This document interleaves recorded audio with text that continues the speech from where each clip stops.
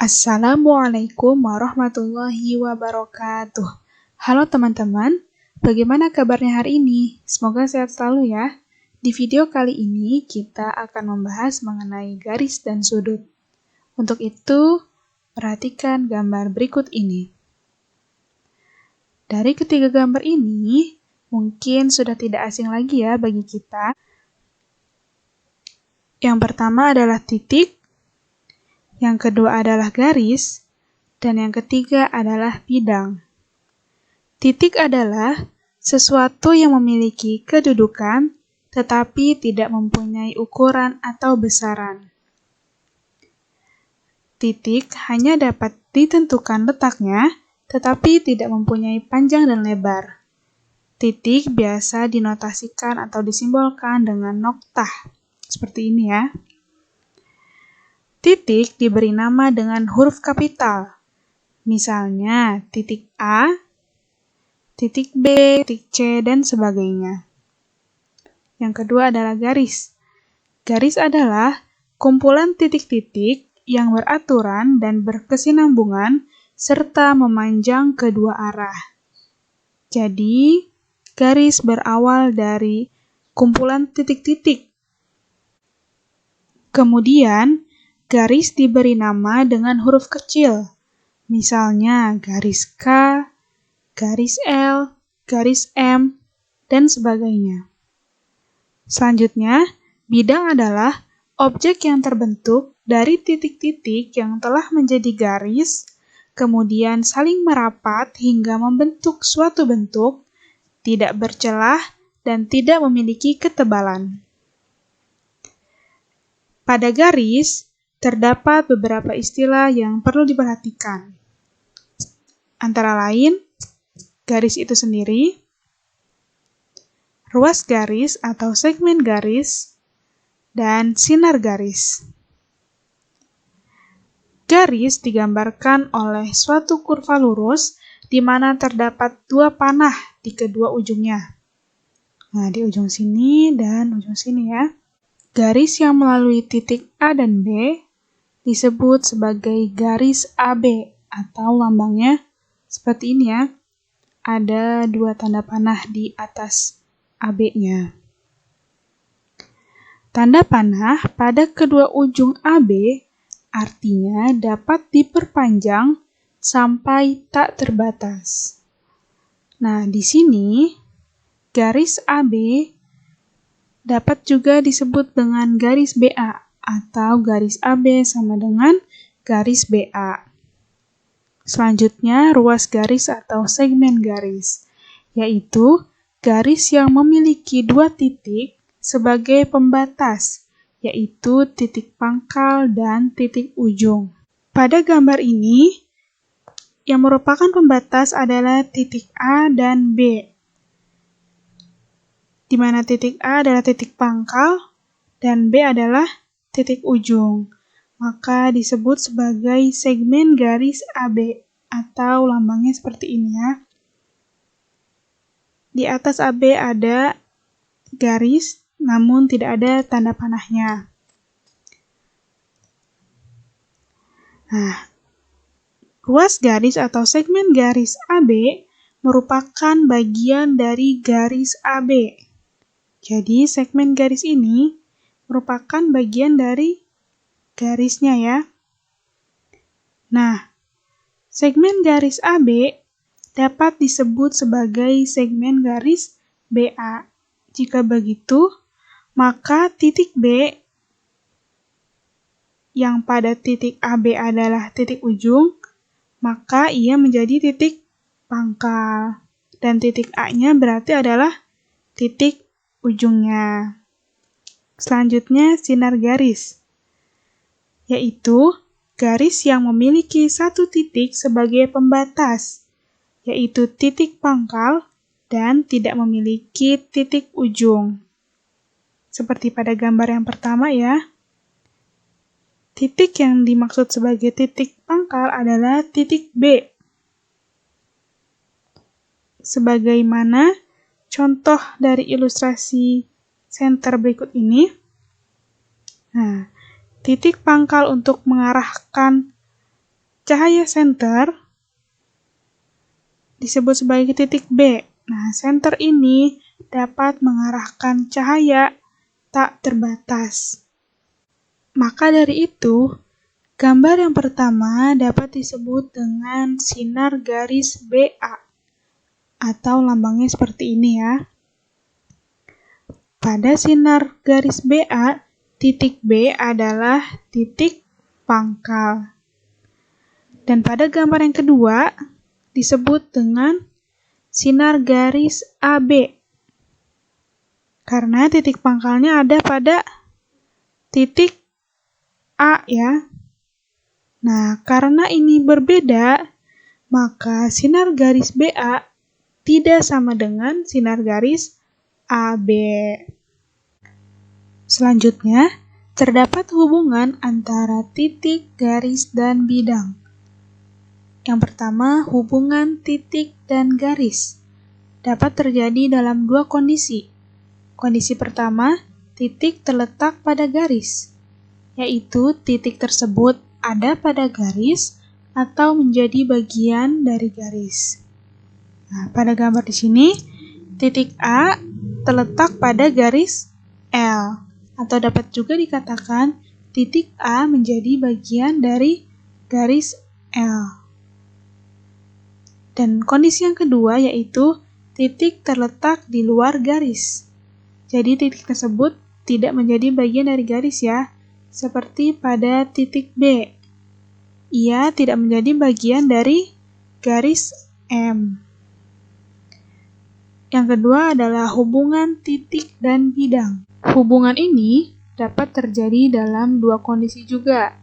Yang pertama yaitu titik terletak pada bidang, di mana titik tersebut ada pada bidang atau menjadi bagian dari bidang. Seperti gambar berikut yaitu titik C terletak pada bidang alfa. Dan yang kedua adalah titik terletak di luar bidang, yaitu titik tidak menjadi bagian dari bidang. Pada gambar ini, titik D terletak di luar bidang beta. Yang ketiga adalah hubungan garis dan bidang. Diklasifikasikan menjadi 3, yaitu yang pertama, garis terletak pada bidang, yaitu garis menjadi bagian dari bidang. Pada gambar di sini berarti garis L menjadi bagian dari bidang alfa. Selanjutnya yang kedua adalah garis tidak pada bidang. Letak garis di luar bidang apabila garis tidak menjadi bagian bidang. Pada gambar di sini, garis M tidak ada atau tidak terdapat pada bidang alfa. Dan yang ketiga adalah garis menembus atau memotong bidang. Pada gambar ini, garis N menembus atau memotong bidang alfa. Selanjutnya, titik-titik segaris atau kolinear. Dua titik atau lebih dikatakan segaris jika titik-titik tersebut terletak pada garis yang sama. Pada gambar berikut, titik A dan titik B terletak pada garis yang sama yaitu garis K, maka dia disebut sebagai kolinear. Selanjutnya, titik-titik sebidang atau koplanar. Dua titik atau lebih dikatakan sebidang jika titik-titik tersebut terletak pada bidang yang sama. Di sini, titik C dan titik D terletak pada bidang yang sama, yaitu bidang beta.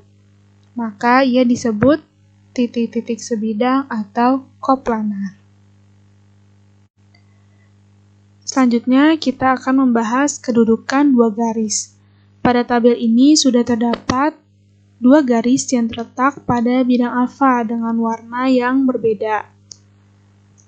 Pada gambar yang pertama, atau pada bidang yang berwarna kuning, terdapat garis AB dan garis AD. Dua garis ini disebut dengan garis yang berhimpit. Di kehidupan nyata, kita sering menemuinya loh, yaitu pada gambar jam yang menunjukkan tepat pukul 12. Di sini, jarum yang menunjukkan jam dan menit berada pada angka yang sama, yaitu 12. Maka jarum ini dapat disebut dua garis yang berhimpit. Yang kedua, pada bidang yang berwarna biru atau bidang alfa yang pertama, terdapat garis EF dan garis HG. Dua garis ini disebut sebagai dua garis yang sejajar. Atau lambangnya seperti ini ya untuk garis yang sejajar. E sejajar F dan G sejajar H. Di kehidupan sehari-hari, kita sering menemui dua garis yang sejajar pada benda berikut, yaitu pada tangga. Lebih tepatnya, pada bagian tiangnya. Nah, kedua garis ini sejajar. Dan contoh lain adalah pada rel kereta api. Nah, ini juga merupakan dua garis yang sejajar. Dan yang ketiga, terdapat pada bidang yang berwarna hijau. Ada garis I dan J, juga ada garis K dan L. Dua garis ini disebut dua garis yang berpotongan. Atau dapat dilambangkan seperti ini. Garis I berpotongan dengan J, dan garis K berpotongan dengan L. Dapat kita jumpai juga pada rel kereta api yang bentuknya seperti ini ya. Nah, dua garis ini saling berpotongan. Dan selanjutnya ada garis N dan M, juga garis O dan P. Dua garis ini disebut dua garis yang berpotongan tegak lurus. Nah, lambangnya seperti ini. M tegak lurus N dan O tegak lurus P. Nah, pada dua garis yang berpotongan tegak lurus ini membentuk sudut 90 derajat. Ini dapat kita temui pada kren, yaitu alat bantu yang biasa digunakan untuk keperluan konstruksi bangunan. Nah, di sini ya garisnya saling berpotongan ya secara tegak lurus dan membentuk sudut 90 derajat. Selanjutnya, garis yang saling sejajar pada suatu bidang memiliki sifat-sifat sebagai berikut. Yang pertama, melalui sebuah titik K di luar garis A, melalui sebuah titik K di luar garis A, hanya dapat dibuat tepat satu garis yang sejajar dengan garis A. Jadi dari titik K ini hanya dapat dibuat satu garis saja yang sejajar dengan garis A, yaitu garis B. Selanjutnya yang kedua, jika garis C memotong garis A, sini garis C memotong garis A, dan A sejajar B, garis A sejajar garis B, maka garis C pasti memotong garis B. Nah, di sini garis C memotong garis B. Benar ya? Dan yang ketiga, jika garis A sejajar B dan B sejajar C, garis B sejajar C, maka A dan C pasti sejajar. Benar ya? A dan C pasti sejajar. Selanjutnya, garis yang saling berpotongan menghasilkan satu titik potong. Pada gambar pertama, garis G dan H berpotongan dan menghasilkan satu titik potong yaitu P.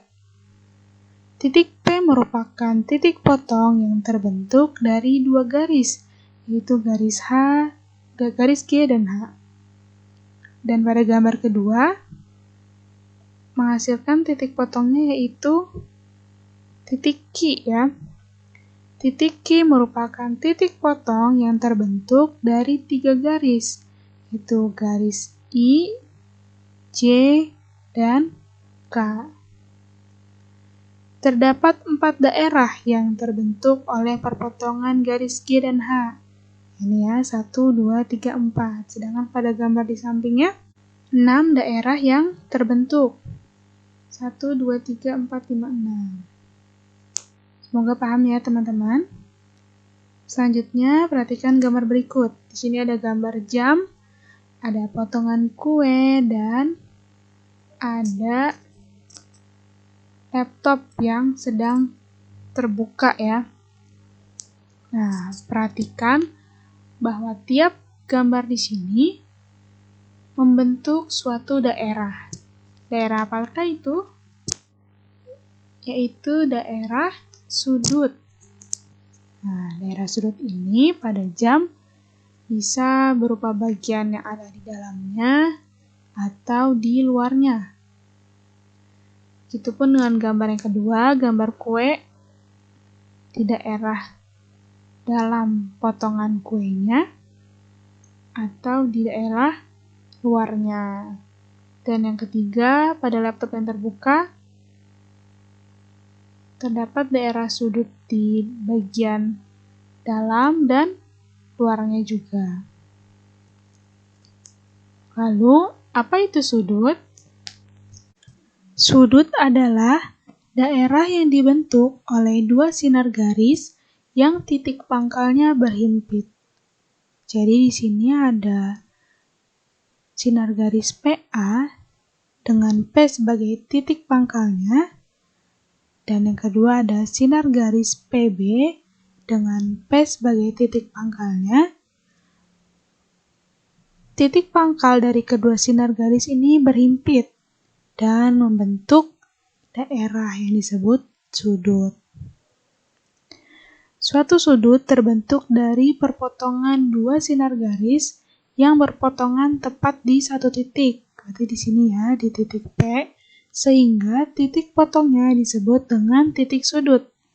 Maka P disebut sebagai titik sudut P.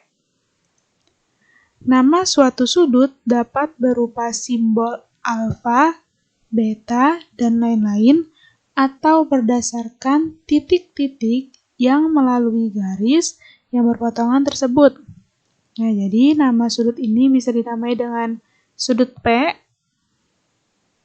atau sudut APB, atau sudut BPA. Nah, jadi peletakan P-nya ini harus berada di tengah ya.